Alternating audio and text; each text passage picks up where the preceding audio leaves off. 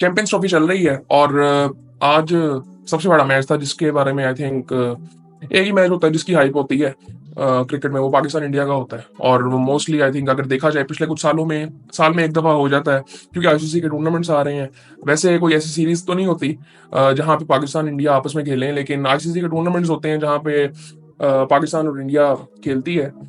सुबह जब पाकिस्तान टॉस जीता तो थोड़ा सा लगा कि शायद कुछ चांस बनेगा पाकिस्तान का, बट ऐसा हुआ नहीं है। मतलब पूरा मैच अगर देखा जाए तो कहीं पे भी ऐसे लगा नहीं कि पाकिस्तान के हाथ में मैच आ गया हो और बिल्कुल निकल गया हो पाकिस्तान के हाथ से पूरी तरह से। पहले स्कोर कार्ड देखते हैं, फिर उसके बारे में बाद में बात करते हैं डिटेल में। हुआ ये कि पाकिस्तान ने टॉस जीता और पहले बैटिंग का फैसला किया, और आज मामूल हक खेल रहे थे फखर जमान की जगह पे। अब जब बैटिंग का फैसला किया, अब वो मैं एक चीज कहता हूँ कि टॉस हमें किसी तरह से भी ना सूट कर नहीं सकता, क्योंकि हमें पता ही नहीं है हमने खेलना कैसे है। ये बड़ी इंपॉर्टेंट चीज है। सो हम कई दफा बात करते हैं कि पाकिस्तान को चेस करना चाहिए, वो इसलिए बात करते हैं ताकि पाकिस्तान के जहन में एक टारगेट हो और उसके मुताबिक भी चलते रहें, क्योंकि पाकिस्तान को पहले बैटिंग करते हुए तो पता ही नहीं चलता कि टारगेट क्या होना चाहिए, कितना स्कोर करना चाहिए। लेकिन फिर दूसरी चीज ये आ जाती है कि अगर सेकंड बैटिंग करेंगे तो अगर दूसरी टीम ने स्कोर कर दिया तो वो प्रेशर एक्स्ट्रा है, तो फिर हम मतलब शायद कुछ भी ना रन बना सके। ये भी चीज होती है। तो आज हमने टॉस जीता और पहले बैटिंग का भी फैसला कर लिया। सारी पॉजिटिव चीजें हुई, और किसी हद तक कह सकते हैं कि ओपनिंग का स्टार्ट भी जरा बेहतर मिल गया। लेकिन आज हमने वो गंद उसके बाद किया जो कि हमने पहले पिछले मैच में ओपनर्स ने किया था। आज जरा नीचे से आके सबने किया। सबसे पहले अगर बात करें तो इमामुल हक साहब आए, उन्होंने बाबर आजम के साथ ओपनिंग की और बाबर आजम अच्छे टच में लग रहे थे। और जिस तरह हम आउट हुए, बहुत से लोग कह रहे हैं कि बहुत अच्छा बॉल था। यार, जो भी था मतलब आपके ऊपर फर्ज नहीं था कि उस बॉल पे आपने आउट होना है। इतना कोई अच्छा बॉल नहीं था मेरे ख्याल से तो। अच्छा बॉल था बट इतना कोई अच्छा नहीं था कि आप कहो कि बस बैट्समैन पे फर्ज हो जाता है कि आप उसने आउट होना है। आप उस बॉल को शायद कह सकते हो जो कि अबरार ने शुभमन गिल को किया, आप उसको शायद कह सकते हो, बट वो ऐसा नहीं था। वो लेंथ आगे पीछे वो कर रहा था हार्दिक पांड्या, तो वो बाबर जिस तरह से आउट हुआ था, खैर कहने का मतलब ये है कि स्टार्ट मिल गया था। तकरीबन 47 पे हमारे दो आउट थे और 51 तकरीबन हमने किया था पावर प्ले में आई थिंक। और उसके बाद फिर हमने वो चीज अपनी की जो हमने पिछले मैच में की थी। फिर हुआ ये कि बाबर आजम 23 पे आउट हुए, 26 बॉलें उन्होंने खेली। ये अच्छी बात थी कि उन्होंने ज्यादा बॉलें नहीं खेली। और उसके बाद इमामुल हक साहब ने आज वो किया, 26 बॉलों में 10 रन बनाए, 38 का स्ट्राइक रेट। आई थिंक एक तो शुरू में इंटेंट उनका मतलब नजर आ रहा था, टीम में नजर आया था इंटेंट थोड़ा सा कि यार कुछ करना चाह रहे हैं। बट वही चीज एक टाइम पे ऐसी लगी कि हमने 150 बॉलें खेली थी। जब 25 ओवर्स थे उसमें से हमने 95 बॉलें डॉट्स खेल ली थी। That's the problem. हमने 25 ओवर्स खेले हैं और उसमें से 95 बॉलें डॉट्स हैं। सीरियसली, ये सूरत हाल थी हमारी। खैर उसके बाद सऊद शकील आते हैं और मोहम्मद रिजवान आते हैं। अब वो इतना स्लो खेलते हैं, फिर इतना मतलब स्लो वो हो जाते हैं जिसकी जरूरत नहीं थी। पिच में ऐसा इतना खास कुछ नहीं था, थोड़ा सा फंस रहा था बॉल, बट ऐसा कुछ नहीं था कि हम तंग होना शुरू हो जाए। और अगर ठीक है तंग होना भी है तो इसका मतलब फिर ये है कि हम क्रिकेट खेल नहीं सकते। इस चीज को जरा समझना पड़ेगा। लेकिन एक चीज जो अच्छी हुई जिसके बारे में बाद में बात करेंगे, वो मैं आपको बताता हूँ क्या। तो इसी तरह सऊद शकील ने 62 रन बनाए और जिस तरह फिर वो आउट हुए, उस वक्त उसकी जरूरत कोई नहीं थी। आपको आगा सलमान के साथ एंड तक जाना था, सिर्फ बस वो करना था। अगर वो भी करते जाते ना उस तरह, तो आप 270 280 करते। अगर उस वक्त सऊद और सिंगले डबले भी करते तो आप 270 तक पहुंचते आराम से। खैर वो नहीं हुआ, गेम अवेयरनेस जीरो। उसके बाद रिजवान साहब ने इतनी बॉलें डॉट खेल ली थी। और बाद में जब उन्होंने खेलना शुरू किया फिर वो आउट हो गए और बड़े जबरदस्त तरीके से अक्षर ने उनको आउट किया। अक्षर नहीं, अक्षर, अक्षर भी नहीं, अक्षर अक्षर पटेल। अक्षर पटेल ने उसने क्या किया, उसने बड़ी सिंपल सी एक चीज की। अ, इसका ना बड़ा डिफरेंट एंगल है as a left hander off spinner. ये बड़ा लेट बॉल छोड़ता है, जिस तरह रिवर्स स्विंग नहीं इंसान करता कि हवा से पहले अंदर लाएगा फिर बाहर निकालेगा, ये उस तरह इसका हाथ आता है। इसने स्लो और फुल बॉल किया और बोल्ड किया रिजवान को। रिजवान साहब आगे निकले और एंड तक बैट्समैन को देखा और आउट किया। बड़े वो चालाकी से, आई थिंक वो जबरदस्त बॉल था उसका, स्मार्टनेस थी उसकी। और यही कमी नजर आती है हमें अपने प्लेयर्स में। खैर इस तरह रिजवान साहब आउट हुए, 77 बॉलें खेली, 59 का स्ट्राइक रेट। और बाबर पे उस दिन हम रो रहे थे उस पर। सो खैर उसके बाद हुआ ये कि सलमान आ गए। अब सलमान कह सकते हैं किसी हद तक bad luck, but I think वही बात हो जाती है कि उस वक़्त सऊद को और सलमान को खड़े होना चाहिए था दोनों को। एंड तक वो लेके जाते तो वो 270 280 होना था आराम से यार। ख़ैर वो नहीं हुआ, फिर सलमान 19 में आउट हुआ, ट्राई करने गया वो, बस अब वो जडेजा ने कैच नहीं छोड़ना था, हालाँकि उन्होंने 2 कैच हमारे छोड़े हैं। और अगर वो हो जाते तो शायद हम इतना भी ना करते। तैयब अब तैयब की लेज़ीनेस थी आज, सिंपल सी बात थी। कोई ऐसा मतलब मैं ये नहीं कहूँगा कि उसने कोई शॉट ट्राई किया, कुछ नहीं ऐसा किया उसने। आज सिर्फ़ लेज़ीनेस थी। वो जितनी वो चालाकी थी, जडेजा की जिस तरह का उसने बॉल किया था, बिल्कुल लेज़ीनेस उसकी नज़र आई और वो आउट हो गया। इसमें ज़्यादा कोई बात की नहीं जा सकती अब। उसके बाद खुशदिल शाह साहब आए, जो कि आई थिंक हमारा यहाँ टीम कोच का और कैप्टन का ये कहना है कि जी हमारा कॉम्बिनेशन को बेहतर करते हैं वो। I don't agree. और उन्होंने 38 रन्स बनाए 39 बॉलों में। शुक्र है कि उन्होंने रन बॉल तो बनाए। आपको आपने अगर उनका आखिरी ओवर देखा हो ना कि वो जब खेल रहे थे हर्षित राणा को, तो आपको उनकी लिमिटेशंस नजर आई होंगी वहां पे। That's the problem. इसकी मैं बात करता हूँ हमेशा कि वो लिमिटेशंस बहुत ज्यादा है। वो मैंने इम्प्रूवमेंट एक देखा पिछले जब पहले वो खेले थे पाकिस्तान से 1.5 2 साल पहले, उस टाइम पे और अब के उन्होंने रिवर्स स्वीप किसी हद तक खेलना शुरू कर दी है। और ये एक इम्प्रूवमेंट थी उनकी जो मैंने आज देखी। और पुराना बॉल उन्होंने किया, डॉट बॉल्स कम खेले। मैं सिर्फ इसी चीज का नतीजा अदा करना चाहता हूँ बस। खैर उन्होंने 38 रन बनाए 39 बॉलों में, जिसकी बदौलत जिसका वो बड़ा कमाल था उनका कि उसकी वजह से हमने 241 रन कर लिए। नसीम शाह ने 14 रन बनाए, वो भी बड़े इंपॉर्टेंट थे, वो ना होते तो हम 241 तक भी ना पहुंचते। और उसके अलावा शाहीन शाह को यार उसके बाद आना चाहिए, नसीम के बाद। ये इसको पता क्यों नहीं चलता कप्तान को? और इनको पता होना चाहिए कि शाहीन को उसके बाद आना चाहिए। और वो लेफ्ट राइट का भी उस वक्त कॉम्बिनेशन आपको मेंटेन करना था। हुजिल खड़ा था तो आप किसी राइटी को भेजते, ये भी हो सकता था। तो वो आई थिंक वो फिर भी बेहतर काफी लेता है नसीम। खैर वो आया उसके बाद, फिर हारिस रऊफ ने भी 8 रन बनाए 17। और मैं आपको एक मजे की बात बताऊं, आज जब प्लेइंग 11 मैंने देखी ना तो अर्शदीप नहीं था। मुझे उस पर हैरानगी हुई कि अर्शदीप को इन्होंने क्यों नहीं खिलाया। सो बस उसकी कमी महसूस हमें हुई नहीं वैसे। खैर उसने हर्षित राणा को हमने जिस तरह से खेला है ना कि जैसे पता नहीं वकार यूनिस बॉलिंग कर रहा था, बस वैसे ही हमने खेला है उसको। सो खैर ये हुआ और ये सूरत हाल थी हमारी। और हमने किसी इतनी डॉट बॉल्स हमने खेली। और मैं सिर्फ इससे कहूंगा कि शायद थोड़ी सी हड़म खा के ना अब हम वो जो हमने पहले बात की थी ना कि वो सर्जरी पता नहीं क्या क्या होना है, वो हो जाए अब। पर ये सिंपल सी बात है, वाइड बॉल क्रिकेट में सब यंगस्टर्स होने चाहिए। आपको आप परफॉर्म नहीं कर रहे बाहर, सिंपल सी बात है। परफॉर्म नहीं कर रहे जितना मर्जी बड़ा प्लेयर हो बाहर। बाबर को बाहर अब करना चाहिए यहाँ से, बाबर को बाहर बिठाना चाहिए, परफॉर्म करके वापस आए। मैं ये नहीं कहता वो अच्छा प्लेयर नहीं, बाबर भी शाहीन भी, ये जब तक नीचे जाके खेलेंगे नहीं ना, इन्होंने खेली नहीं है फर्स्ट क्लास क्रिकेट पिछले कुछ सालों में, जिसकी वजह से इनको समझ नहीं आ रही वो इंप्रूवमेंट का। आप ये सोचेंगे कब कि हमने अपनी गेम को बेहतर कब करना है, ये क्या बेहतरी की जरूरत है, ये इनको समझने की जरूरत है। पिछले 1 2 साल में मैंने बाबर में इंप्रूवमेंट देखी थी जब वो पीएसएल खेल रहा था कि वो 150 के स्ट्राइक रेट से बैटिंग कर रहा था। 1 2 शॉट्स उसने डेवलप की थी। बट इंटरनेशनल क्रिकेट में वो अप्लाई नहीं होता, वो प्रेशर उसके ऊपर मुंह पे नजर आता है। आज कम था, आज कम था। न्यूजीलैंड का मैच आप देखें, कई मैचों में बहुत ज्यादा नजर आता है। आज मैं समझता हूँ फिर भी कम था, पता नहीं क्यों कम था। वो उसकी 2 3 शॉट्स लग गई थी, वो इस वजह से शायद कम था। लेकिन वो जिस तरह से आउट हुआ इस तरह से आउट नहीं होना चाहिए वैसे। सो खैर 241 हमने कर ली है, तो मुझे थोड़ी सी मुझे होप भला किस चीज की थी कि शायद हम अर्ली विकेट ले लें और फिर शायद कुछ चांस थोड़ा बहुत बनेगा। और 241 में मुझे इसलिए थोड़ी सी तसल्ली थी कि वो एक कह सकते हैं ना कि एक बिल्कुल ही कोलैप्स करके हम 150 पे आउट हो गए, 100 150 पे आउट हो गए, वो नहीं हुआ।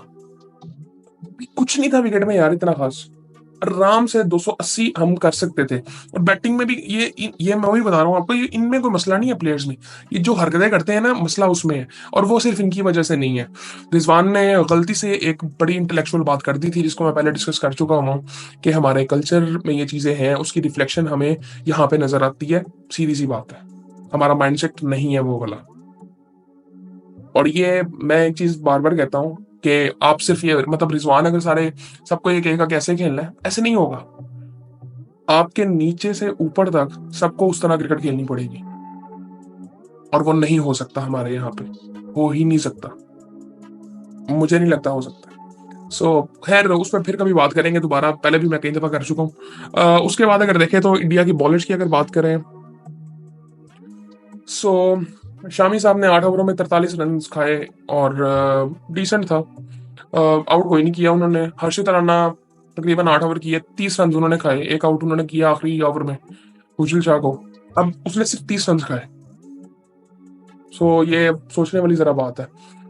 हार्दिक पांड्या, भाई कौन कर रहा था बॉलिंग? मुझे मेरी समझ से बाहर थी कि हार्दिक पांड्या को हम खेल किस तरह से रहे थे। और अक्षर पटेल, अच्छी बॉलिंग कर रहा था अक्षर भी। हालांकि रविंद्र जडेजा जब बाद में आया था तो उस वक्त हमने चांस लेने शुरू कर दिए थे। पहले भी ले सकते थे। हमें एक चीज समझनी पड़ेगी कि बेसिक्स ये है कि हमने डॉट बॉल नहीं खेलनी। जब ये चीज चेंज हो जाएगी ना, तब डोमेस्टिक की अगर बात करते हैं ना, वहां पे भी काफी हद तक की बात अप्लाई होती है।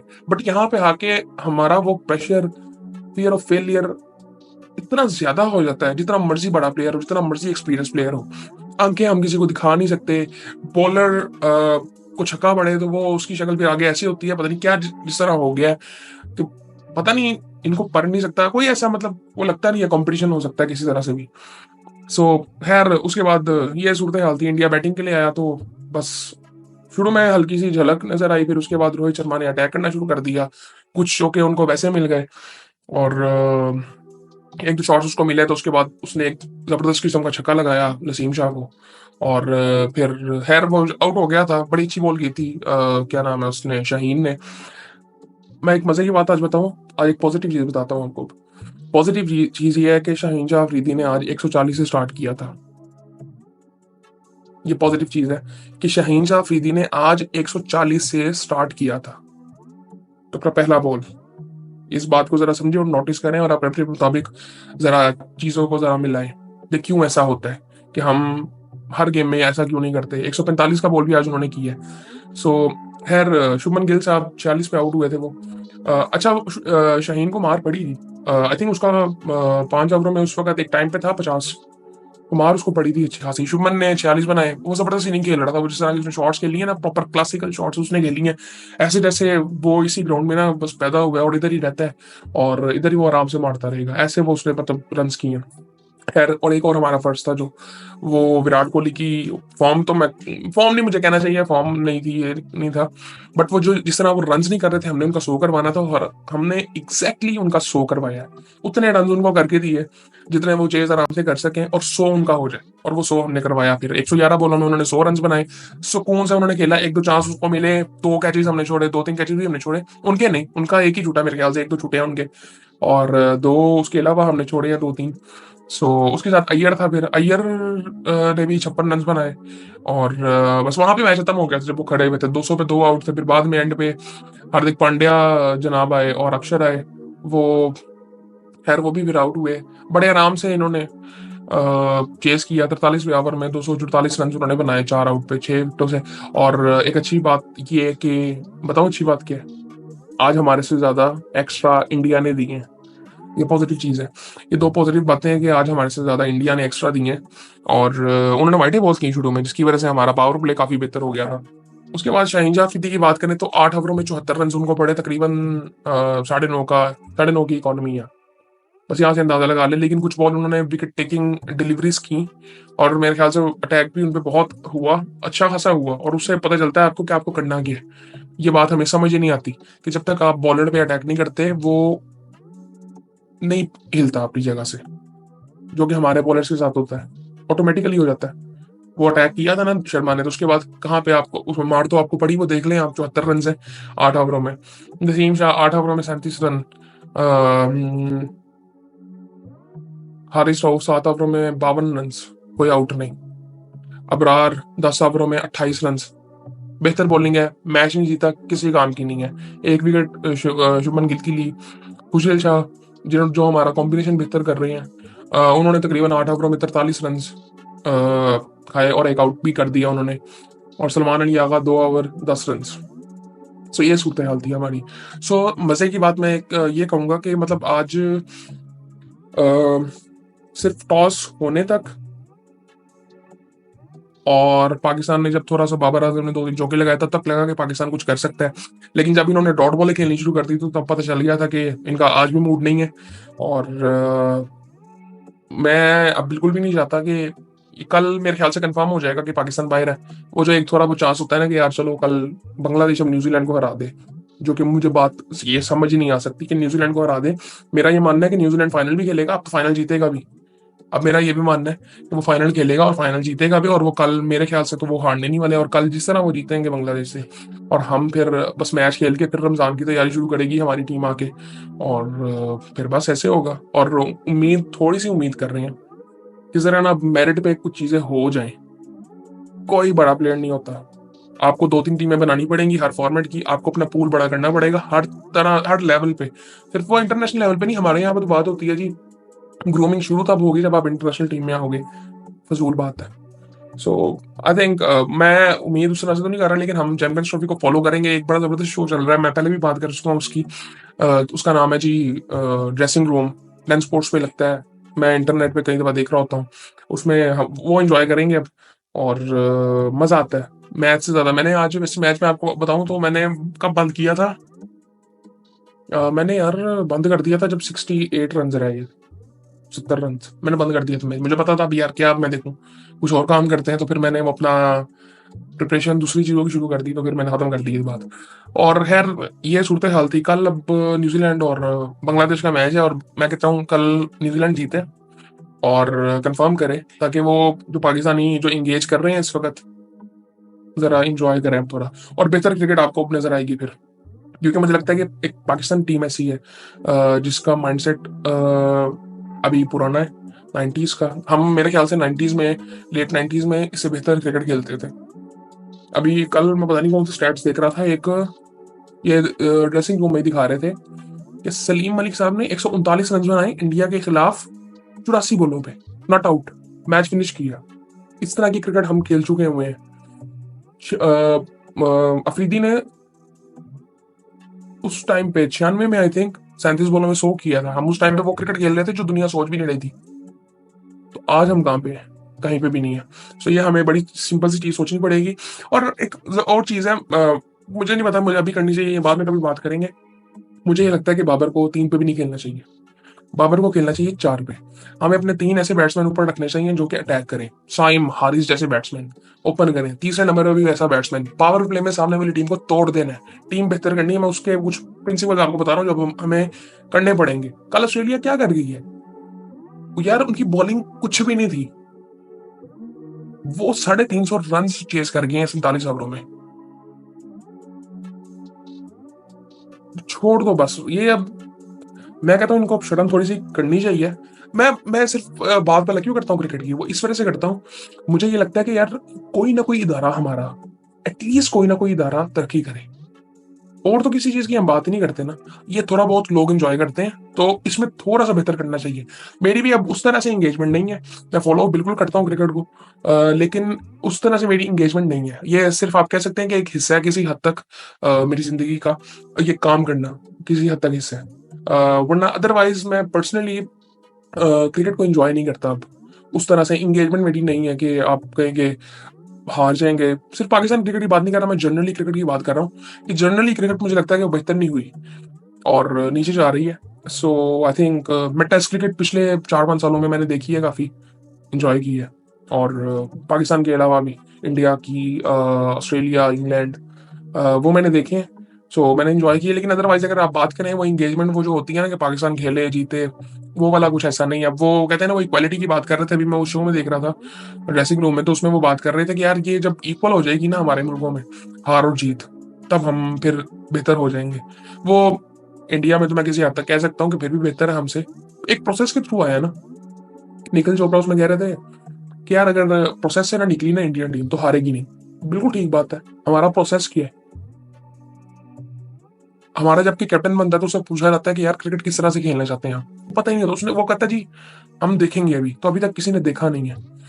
सो अब हम चैंपियंस ट्रॉफी से बाहर होके आ रहे हैं। अच्छी बात यह है कि हमें अब वापस आना नहीं पड़ेगा क्योंकि हम घर में ही खेल रहे हैं, और चैंपियंस ट्रॉफी पाकिस्तान में हो रही है, तो और हम बाहर हो चुके हैं, और पहली टीम है जी हम बाहर हो चुके हैं। सो बस उम्मीद कर रहे हैं कि शायद कुछ बेहतरी आ जाए इसकी वजह से। बट आई थिंक मुझे लगता है कि बस इंजॉय करनी चाहिए उसी तरह से जिस तरह हम कर रहे थे पहले। और मुझे उम्मीद बिल्कुल थी पाकिस्तान आज जीतेगा, लेकिन आई थिंक वो जिस वक्त वो डॉट बॉल्स इतने ज्यादा खेल रही है ना, मुझे फिर बात में का इनका मूड नहीं है आज फिर। और मूड के साथ मुझे लगता है कि अब शायद एबिलिटी भी नहीं है उस तरह से। एबिलिटी भी वो सीधी सी बात है, हमने गेम से ऊपर प्लेयर्स को रखा हुआ है, बड़ी सीधी सी बात है जी। शाहीन परफॉर्म नहीं करेगा तो उसको बाहर बैठना है, हारिस परफॉर्म नहीं करेगा, वो तो कहता है मैंने खेलनी नहीं, फर्स्ट क्लास भी नहीं खेलनी, मैंने टेस्ट क्रिकेट भी नहीं खेलनी, तो फिर उसको आपने टीम में डाला कि मुल्क को उसकी जरूरत है। नहीं जरूरत होती भाई, आपके पास हारिस से बेहतर बोतल बॉलर नहीं है। आसिफ चला गया, क्रिकेट पाकिस्तान की खत्म हो गई। समी चला गया, समी ने उस तरह से इंटरनेशनल क्रिकेट में बॉलिंग नहीं की, खत्म हो गई क्रिकेट, नहीं हुई। कुछ नहीं होता किसी के जाने से खत्म। सलमान बट जब बाहर गया खत्म होगी क्रिकेट। आमिर 5 साल नहीं था, खत्म होगी क्रिकेट, नहीं हुआ इस तरह से, नुकसान हुआ मुल्क का बट खत्म नहीं हुई। सो ये चीजें हमें देखनी पड़ेंगी कि सबसे ऊपर मुल्क को रखना पड़ेगा। ये प्लेयर्स को यार प्लेयर्स की हद तक रखो बस, और ये उनको खुद भी समझना चाहिए इस चीज को। अब थोड़ा सा तो बस यही है कि रिस्पेक्ट ऑफ द गेम मुझे नहीं लगता कि उस तरह से अब है। हम हम पता नहीं थोड़े से ज्यादा मुझे लगता है सीरियस है। मुझे लगता है प्लेयर्स ज्यादा नॉन सीरियस हैं। कुछ वीडियोस इनकी आ गई थी, अभी रिसेंटली एक फखर जमान की वीडियो आई थी जो कि अखलाकी तौर पर मुझे लगता है अपलोड नहीं करनी चाहिए थी। बट हम ये समझते हैं कि ठीक है आपका वो मसला है, लेकिन आपने क्या वो बेहतर की? आपने अपने आप को बेहतर किया? नहीं किया। मैं ये समझता हूँ कि फखर जमान का मसला था, सो इसका मैं बिल्कुल सीधा मतलब ये समझता हूँ कि वो पूरी तरह से फिट भी नहीं थे ना। इतना क्या हो गया कि थोड़ा सा भाग के आके आपका पहुंच हो रहा है तो आपको मसला शुरू हो गया? कोई मसला पहले ही था जो कि पूरी तरह से ठीक नहीं हुआ था। ये चीजें हमें अब समझनी पड़ेंगी। कोई प्लेयर आपको खुद नहीं कहेगा, कोई प्लेयर पीसीबी को खुद नहीं कहेगा कि मैं इस काबिल नहीं हूँ, मुझे आप बिठाएं। बाबर आजम खुद नहीं कहेगा, बाबर आजम को कहना पड़ेगा पीसीबी को कि भाई तू जाके खेल, तू सोच अपनी गेम के बारे में कि तुझे अपनी गेम किस तरह से बेहतर करनी है। शाहीन को बताना पड़ेगा भाई तू मान क्यों नहीं रहा कि तू बॉलर है और तू बॉलिंग भी अच्छी नहीं कर रहा। हारिस को बताना पड़ेगा तेरी लाइन लेंथ तब तक ठीक नहीं होगी जब तक तू लंबी बॉलिंग नहीं करेगा। नसीम को बताना पड़ेगा भाई तुझे टाइम बहुत हो गया है, अब जिम्मेदारी से बॉलिंग करनी पड़ेगी, तुझे फील्डिंग भी अपनी खड़ी नहीं करनी आती। ये बताना ही पड़ेगा, इनको खुद नहीं पता चलेगा। इनके बैकग्राउंड इतने स्ट्रांग नहीं है। हमारे पहले प्लेयर्स होते थे एटलीस्ट ना उनकी कोई कॉमन सेंस नजर आती थी, करते वो भी हरकतें थे। मुझे याद है कि पिछले 10 सालों में तो मैंने तो नहीं ऐसी क्रिकेट को देखी कि बड़े हम डोमिनेंस हमने कहीं दिखाई हो। एटलीस्ट हम ये चैंपियंस ट्रॉफी की बात कर रहे होते हैं, बस वो उसी हद तक है। वो ऑटोमेटिकली कुछ चीजें हो गई थी। वो मिकी आर्थर का उसमें बड़ा कमाल था, हम उसको गालियां देते हैं आज। उसमें मिकी आर्थर का बहुत बड़ा कमाल था।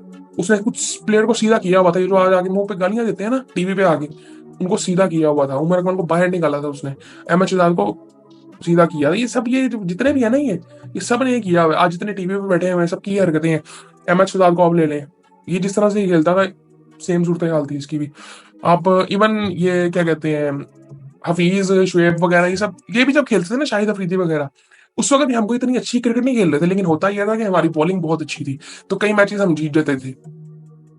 बट अब आगे ऐसा हुआ नहीं। अब क्रिकेट पिछले कुछ सालों में चेंज बहुत ज्यादा हो गई है, और ऑपोजिशन के लिए मुझे लगता है कि उस तरह से विन इंपॉर्टेंट नहीं है जितनी हमारे लिए अभी भी है। शायद नहीं है, वो गेम को गेम की तरह खेल रहे हैं। कल आपने देखा, कल अगर इमोशंस होते कहीं पे भी, भाई कभी भी चेज नहीं होता 350। ये ऑस्ट्रेलिया ही कर सकती थी, और आप कभी भी नहीं कह सकते। इसलिए मैंने ऑस्ट्रेलिया को सेमीफाइनल में रखा हुआ था। पाकिस्तान के लिए मैं बायस था, पाकिस्तान को रखना था। न्यूजीलैंड फिर भी जाएगी, मैं आपको बता रहा हूँ। शायद अफगानिस्तान अभी भी चली है। इंग्लैंड हार गया ना, अफगानिस्तान ने उनको भी हरा देना मुझे लग रहा है। एक टीम तो वो हराई थी साउथ अफ्रीका से, वो बड़ी जीत गई है। अब वही बात है कि उधर से साउथ अफ्रीका या हो जाएंगे, लेकिन यहाँ से अगर इंडिया रहती है मुझे न्यूजीलैंड के बहुत ज्यादा अभी भी चांसेस लगते हैं। लेकिन बहुत फर्क है क्रिकेट में, मुझे लगता है। बहुत लंबी वीडियो हो गई है, बाद में फिर बात करेंगे कभी। खैर ये सारे मसले हैं, और ये पुराने मसले हैं, कोई नया मसला नहीं है हमारा।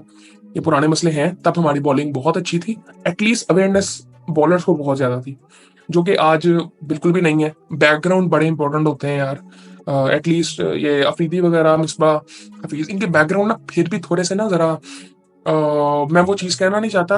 मुझे ना मेरे दोस्त ने एक दफा बात कह दी थी, मैं ऐसी बात कर रहा था, तो उसने कहा कि तू कहना चाह रहा है कि ऐसा सारे पेंडू है। ये बात है असल में, इनका इंटेलेक्चुअल लेवल वो है ही नहीं कि ये सोच सकें गेम के बारे में भी कि यार हमें अपने आप को बेहतर किस तरह से करना है।